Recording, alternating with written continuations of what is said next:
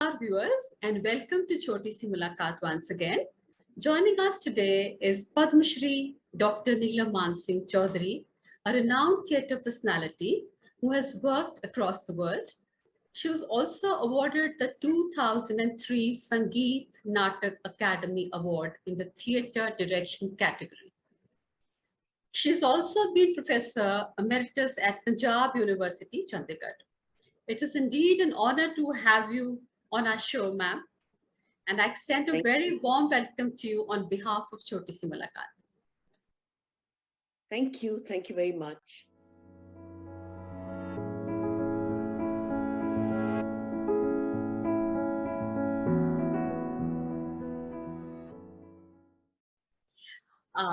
Dr. Chaudhary, you've had an amazing career in the field of theatre.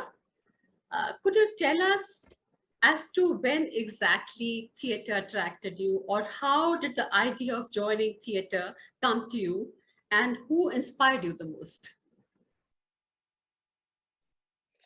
There's so many questions rolled into one, so I'll try and unravel that.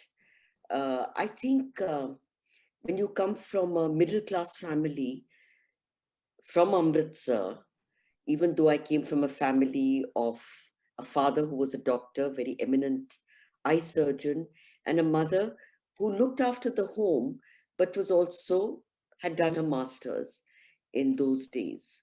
So there was a sense of education in the house, and there was also a sense of equity between me and my brother. So there was no discrimination.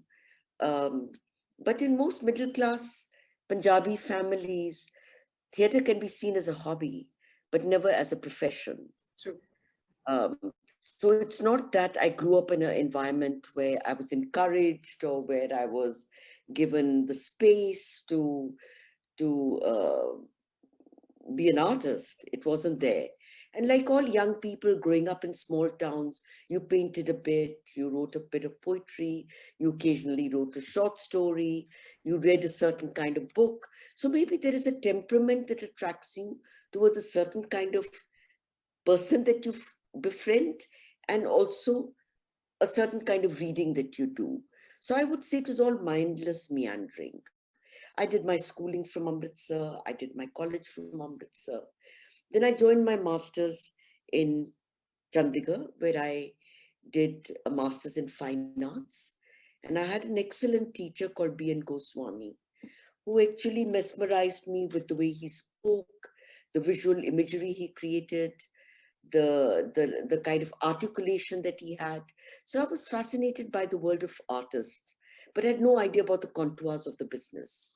Then one day when I was a student, I happened to meander again into a lecture by Ebrahim Alkazi, who was then the director of the National School of Drama. And I was surprised that such a school existed.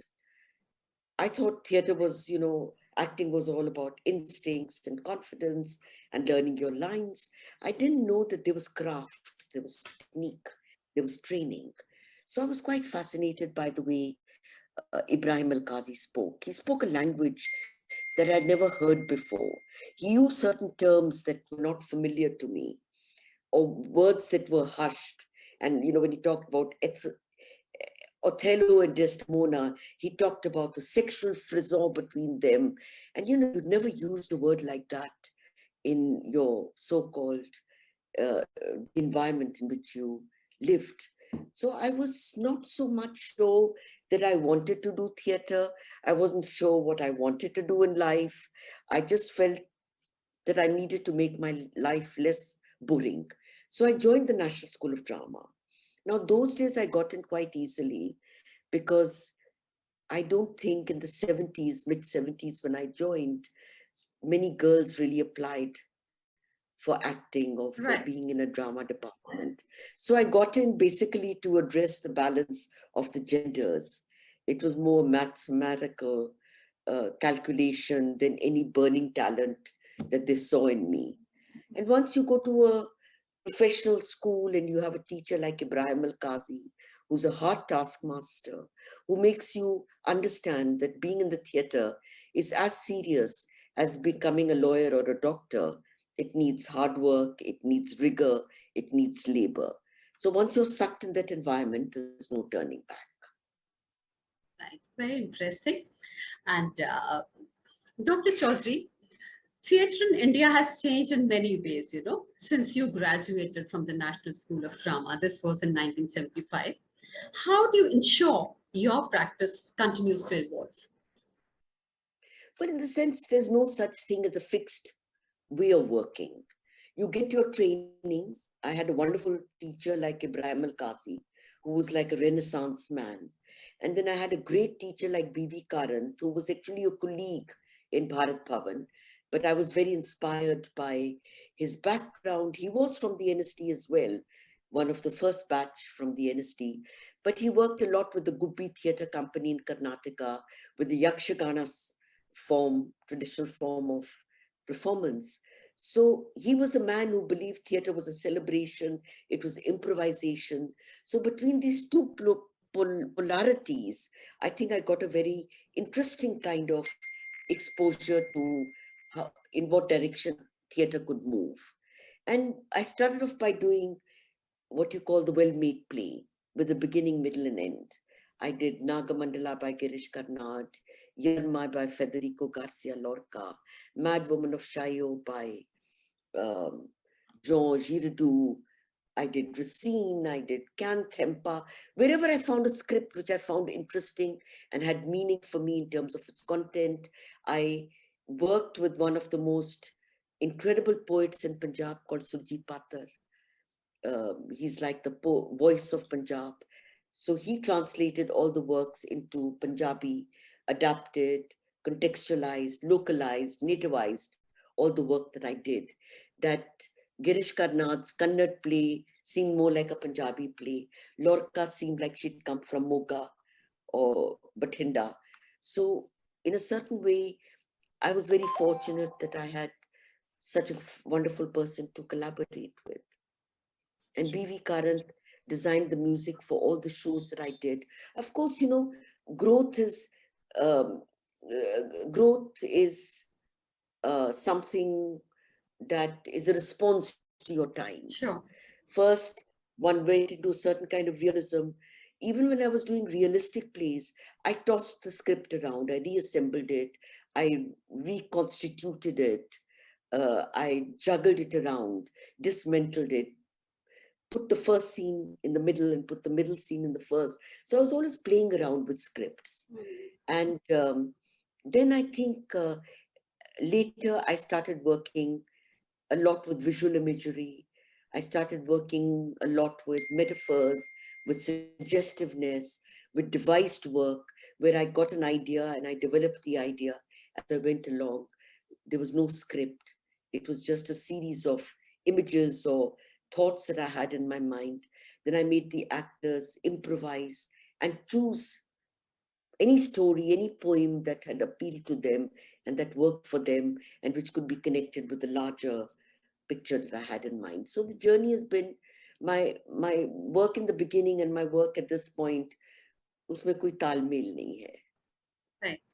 होगी कुछ तालमेल, but it's basically I work a lot with objects. I find objects also as narratives of the play. How you extend an object, take the everyday familiar object and put it in an unfamiliar, or put an unfamiliar positioning to it. Ma'am, you've described your professional journey as a lonely and a difficult one. Could you shed some light on this statement? Well, in the sense, every artist is basically, as Henry Miller says, puts on the robe of the priest and is alone. So the work is alone. You don't, you create a private space, a space between you and your actors where you breathe, respond, develop, make errors, go on a journey together. But I think it's been very hard because I think Punjab is a state which has never really supported what you would call the contemporary arts. They don't really support what you would call modern ideas or modernity. Absolutely. If they might support a Bhangra team or a Gidda team, which is wonderful. That also needs support. Or folk artist, or a play which fits in the parameters of their expectations. But anything which is out of the box, which doesn't fit into the template of what they think theatre should be, that gets very little support. So one, despite the so-called labels of being a teacher for having taught at the university for 28 years, 27 years, having traveled all over the world, been to some of the biggest festivals where no Indian play has ever been before, whether it's the Festival d'Avignon, Lift, or Festival of Perth, or whatever. I don't think there's been any acknowledgement in my own state. Though I work in the Punjabi language, my work has traditional artists with modern actors trained in drama schools, and and the the fusion between them. How two different sets of people coming from two different worlds, how they make a performance together. So, and I worked in the Punjabi language with one of the leading poets, but I've had no financial support. And that is makes it difficult to work, because theatre is not like making a painting where you only have to invest in a canvas and paints, or write a book, or you have your computer and your ideas. It really involves a community, it involves people, it involves costumes, it involves sets, it involves a theatre space, it involves lighting, it requires technical support, which can't be done without money. I completely agree with you, Dr. Choudhary. You've participated in several national and international festivals where many of your plays have been showcased, and you host and conduct theatre workshops regularly. How's Indian theatre different from the theatre of other countries, broadly, if you could shed some light on it? Answer your question in a more specific way. When you talk about the Beijing Opera as the national theatre of China, or the Bolshoi Theatre as the national theatre of Russia, or Shakespearean theatre as perhaps the national theatre of England, I don't think that in a country as diverse and pluralistic, with so many languages, with so many cultures, with so many gods, with so many linguistic differences, you can lump anything as Indian theatre. We're all working in our own individual spaces, with our own individual imagination, and trying to make sense of this mad world in which we live. The aim of asking you this question was, how do the people outside India go about doing theatre? This was my aim. Okay. Well, in the sense,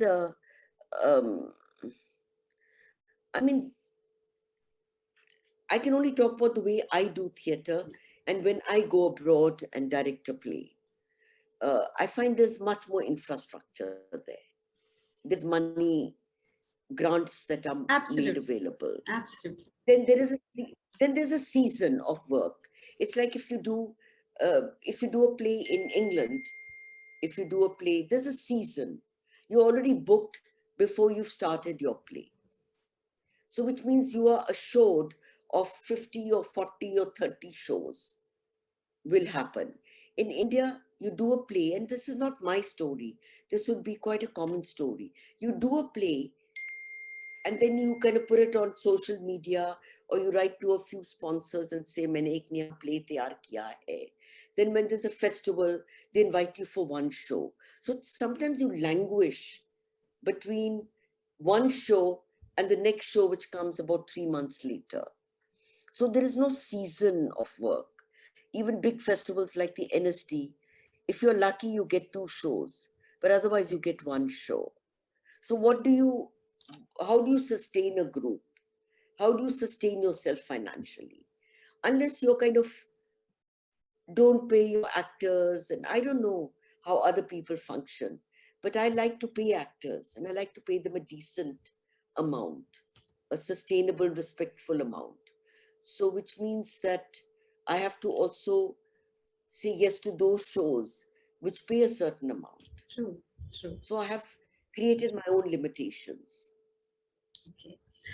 Our viewers would want to know something about your project, The Black Box. Well, you know, I was, what does a, what does a, where does a theatre director feel alive? Where does a theatre director define itself? In a rehearsal space, with actors, with musicians. That was not available because of the pandemic. An unexpected phone call from Ranga Shankara, which is a very big theatre organization in Bangalore. I got a call from them and said, why don't you do something? We'll give you a very minuscule amount. But that minuscule amount becomes the impulse to start some work. Yeah. And then you film it, you film the work, and we will stream it on Book My Show. So I have worked with a wonderful actor called Vansh Bhardwaj, who lives in Bombay because he's working in films, but he had come because of the pandemic to his family in Chandigarh. So I said, let's do something. So we got together, one actor, one director, which is a very unusual thing for me because normally I work with an ensemble cast. So we said, what should we do? Should we do this? Should we do that? But the pandemic didn't leave us. The sense of being incarcerated, the sense of being cooped up in your room was such an overwhelming reality that was confronting us every moment of our existence that nothing else came into our minds. And then I don't know how I was reading Charles Dickens, you know, because there's so much time you start dipping into books that you read when you were 15 and 17. So I started reading Charles Dickens' A Tale of Two Cities. And the opening paragraph, it was the best of time. It was the worst of time. It was a time of light. It was a time of darkness. That kind of reverberated in my brain. So we made that became the starting point. As I said earlier, when you asked the first question, that most of the work that I do has become such devised, you know, it begins from an idea and then developed. So we talked about this chap who is cooped up in the room and he just has a bird and a dog to talk to. He's alone. He wants to go for a walk. It's raining. He wants to. So I remember asking the actor, I work a lot on the memory of actors. So I asked the actor, when the pandemic opens, what is the first thing you want to do? He said, ma'am, I want to take my cycle and go for a wild cycle ride from Bandra to Juhu. So cycle became like the opening moment, you know, where he's in a garden. And so I work a lot on the memory of an actor, his desires. Then I said, okay, who are you? He said, I said, let's make you an actor because you are an actor. So what does an actor do? He can't live without telling stories. But a story only has meaning if there is somebody to see and somebody to carry the story forward. So we created a little, in the whole midst of his, he creates a little theater set and he tells a story which is part of popular memory, you know, about a bird, jo uski gulal chori karke le jati hai, kaua, and how he goes to different powers. You know, whoever is more powerful than him, he goes to them, pleading with them, कि please आप मेरा गुलाल तो ले लीजिए. So in a certain way, very political, the popular memory of a story which everyone knew, by the way it was said, shifted to a sense of identification of the helplessness people were feeling. So we worked a lot on being incarcerated, the dreams, the memory, the trying to keep yourself alive, trying to keep yourself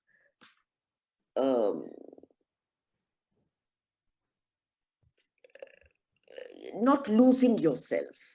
How do you keep yourself alive? So these were it became a very existentialist question. And I told him that Albert Camus, the famous existentialist writer, had written about the Great Plague, and in which he said that even after the plague was over, the fear of the plague never left them. So we used a lot of spray, we used a lot of washing of hands, and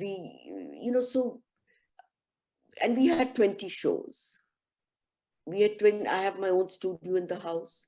We we booked online, not more than 15 people per show. I have a studio which can take about 50 people. So we created all the protocols of COVID.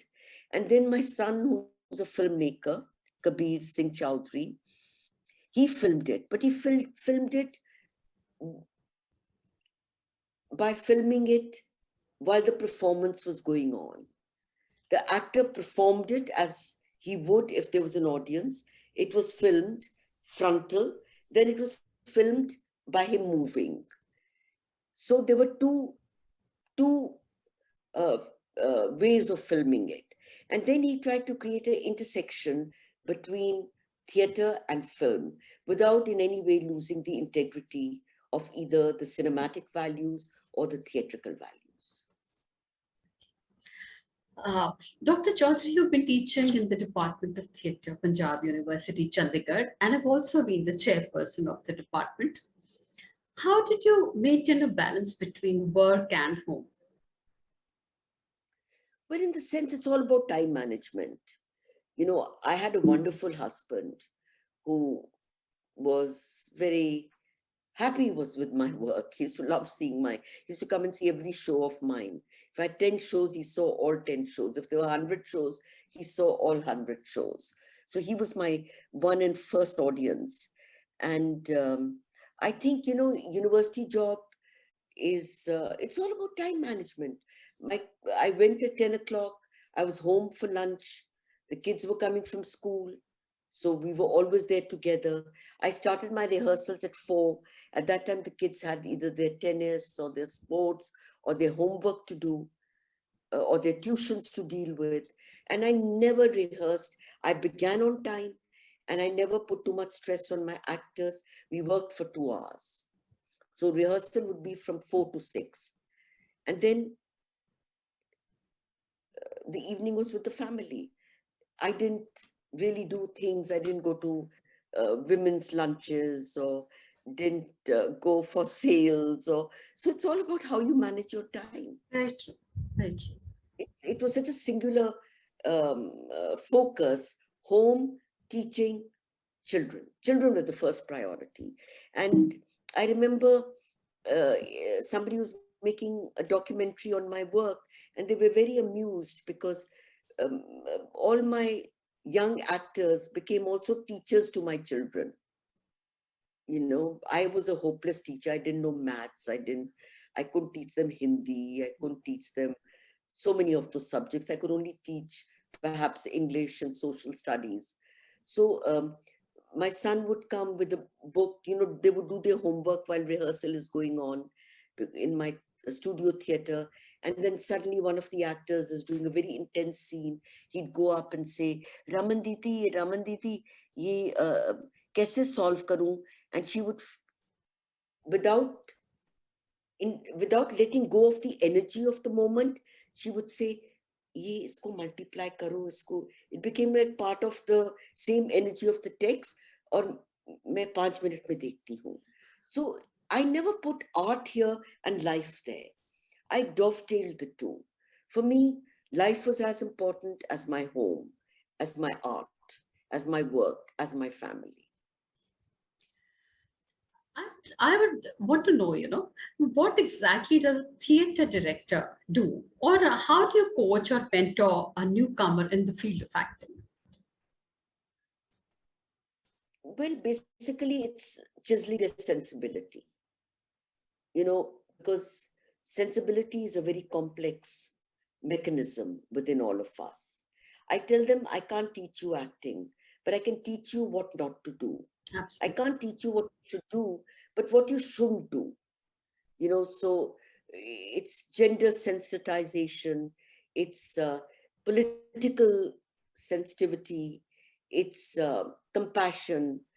It's basically giving them an environment which they can trust and tap into that hidden potential, which I think exists in most people.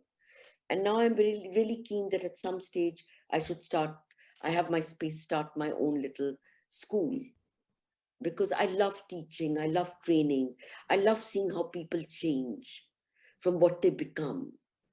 and how that is then carried on with the way they behave with the, I mean, I work with men and women, so I have to see that the environment that I'm continuously, I'm continuously talking to them. I think and I learn a lot from them. Whatever I am, I learn from my students. Students are great teachers because through their dilemmas, I unravel some of the mysteries of the universe. And then, everybody comes, nobody comes from a similar space. Nobody comes from a similar economic, artistic background. So how do you kind of bring them onto a way of looking at things, a way of looking at objects, a way of looking at touch, a way of looking at emotions? So we do a lot of exercises.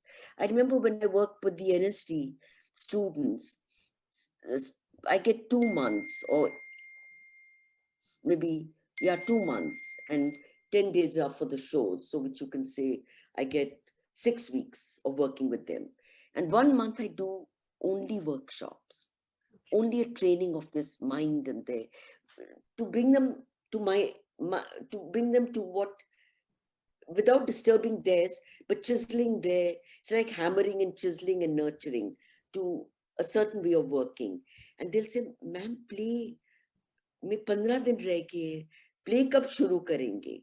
But then when everybody has become on this, they've come on the same level of expression of, the whole truth of the moment, understanding the truth of the character, the spiritual life of the character, then it's very manageable to do a play in 10, 15 days. So I have my own system. Okay. You have already spoken about COVID-19, which has created havoc across the world. How do you think the world of theatre has been hit by this pandemic, and what should be done to keep the world of theatre going? I think, in a sense that the pandemic has made people so poor and so, look at the young actors in Chandigarh. They're freelancers. They thrive on working in schools, doing workshops, doing shows, collecting money, all that is gone. I saw my own actor starving. One actor was telling me yesterday, he's gone to Bombay gone to Kamse to do a play. So he said that they are paying for my ticket and they are paying for khana pina, but no money. But ma'am, मैं भी तो तरस रहा हूँ कुछ काम करने के लिए. And he said, I was coming from Himachal. I found that I only had enough money for a ticket till a certain point. So then I said, चलो पैदल चलते हैं. Oh God. So मैं पैदल चल के आया. Oh my God. Catch the train. I know, I don't like to say this publicly because it's not really a nice thing to say. But for one, all the money that I had earned in the last 30 years of my work, in 1 year, I supported all the actors with a certain amount of whatever savings I had. So now if I have no money to work, it's because I've completely depleted my financial bank, the theatre company bank account. And also my work has come to a full stop. No shows, no lectures, no workshops. So I've retired from the university. So my income is also now zilch, and actors' income is zilch.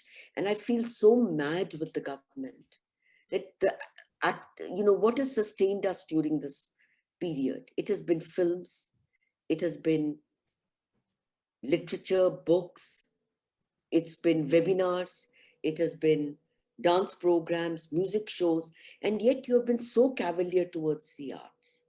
not acknowledge its existence by putting them under any bloody scheme. There's not a single scheme in which the actors figure. There's nothing available for them. So what do? They're starving. And I think a lot of people are working. I also did a play which was then streamed on Book My Show. But the truth of the matter is, theatre is about life.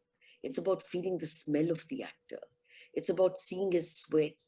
It's about interaction between one audience and one actor, and the magic that happens between them.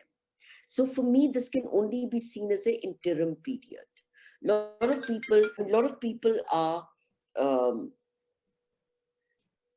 working by one actor in Pune, one in Nagpur, and script and something. But that's not theatre to me, personally. I'm old-fashioned. I'm a technological refugee. You saw the way I had to struggle to get the voice on, unmuted. So I hope this doesn't last. But necessity is the mother of all inventions. We have found a way to communicate. We have found a way to connect. We have found a way to, there's a positive side. So many people that I would not have met otherwise through webinars. I'm talking to them, listening to ideas. So I don't know with the bad, as I said, my Charles Dickens opening lines. It was the best of times, worst of times. There was darkness and there was light. So it's the good with the bad. And we have no choice but to surrender, and to surrender with grace. I'm sure all the viewers have gained a lot from the conversation. It was a pleasure talking to you, Dr. Choudhary. I would like to convey a big thank you from the team of Chhoti Si Mulakaat for sparing your time for this conversation. Thank you so much. Namaskar. Namaskar. Thank you very much.